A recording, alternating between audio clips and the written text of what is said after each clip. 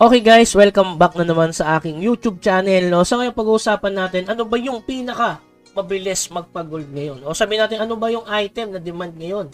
Habang wala pa tayo napipili, or sabihin natin walang event si Mir 4 na yung pang Codex. Kasi yung sa Codex kasi ang pinaka mabilis, hanggang ngayon meron pa tayong stocks nun sa mga alt natin. Yun yung enhancement na hindi nababasag.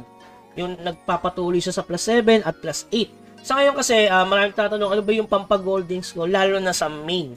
Alam nyo naman, nakafocus tayo ngayon sa pagkakrap ng artifact kasi nga napakamura. Kailangan makakrap ako ngayon ng pang-apat, yung 4th and 5th artifact ko ngayon.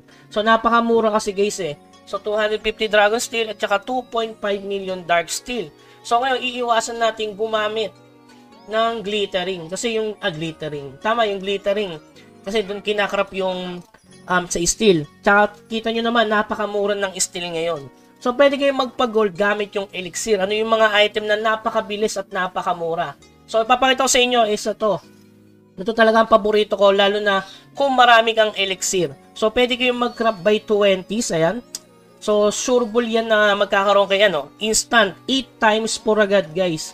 Kasi 4 gold each ang isa niyan. So, kita nyo naman, nabenta ko agad ang 88 pieces sa halagang 334 gold. So, kinarap ko yan kahapon. Panoorin nyo muna saglit. Paano gusto mong gumawa ng gold? Tingnan natin kung magkano to ngayon. Gold baka mo para sa amin. Ito muna gawin nyo. Pansagaan nyo muna. 3.44. Uy, 4 gold ang isa, guys. 4.17, no? 4.3. 4.5. So, pwede natin ibenta sa 4.5. Kasi, mabilis pa uubos siya. So, 4.5 ngayon ang rare mineral fluid. Napaka-solid. So, kung gusto nyo magka-gold yan, yan muna gamitin nyo. Pag sa main, ha? Pwede rin sa alt. Pero mas maganda sa main. Para maging goldings lang. So, halimbawa gusto ko magka-gold. Yan yung gagawin ko. So, malamang magkaka-gold to. Crop tayo ng 30 muna. Pang! O, siyam. Imagine siyam guys. 9 times 4.5. Easy. 40 pesos. 10 piso na agad. So, 30-30 lang guys. 6. 30-30 lang guys. 7. I love that.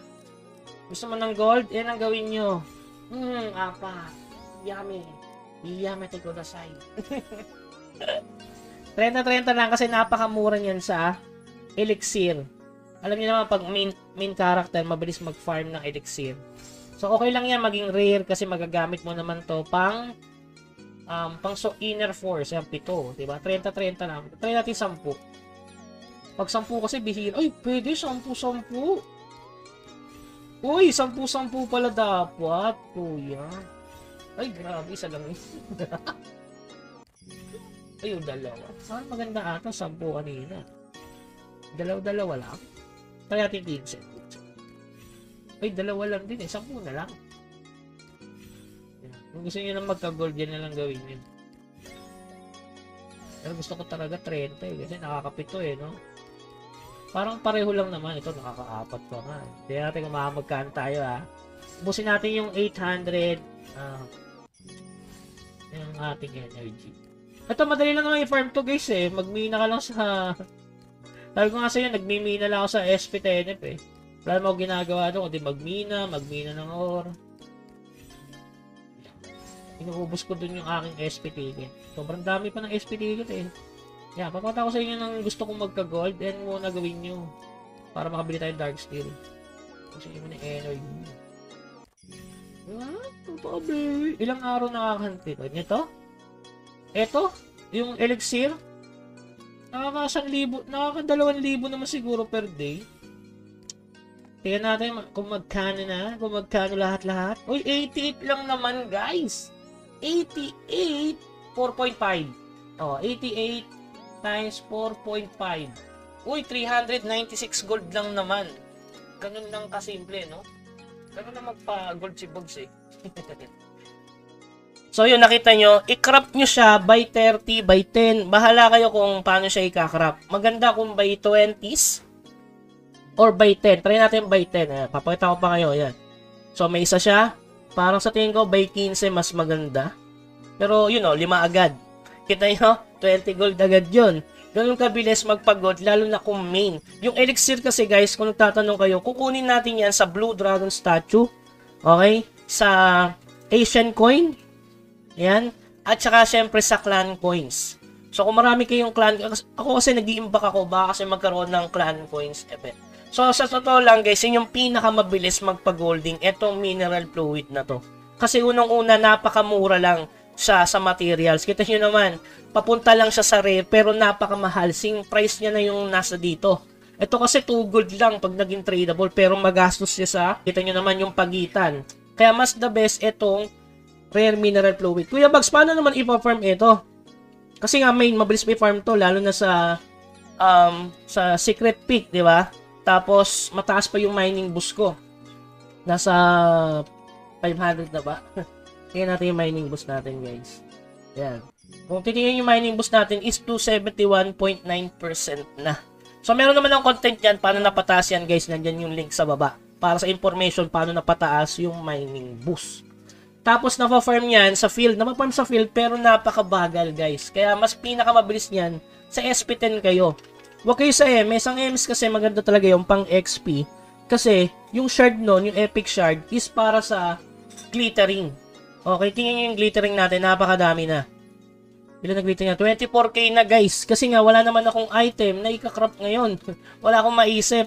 Pwede kang mag-focus sa Mystic. Kasi sa Mystic, kapag nag-crop ka ng pang-upgrade sa Mystic, pwede maging gold yun. Source ng gold din yun. Ayan, katulad nito. Ano bang item yun? Ito, guys.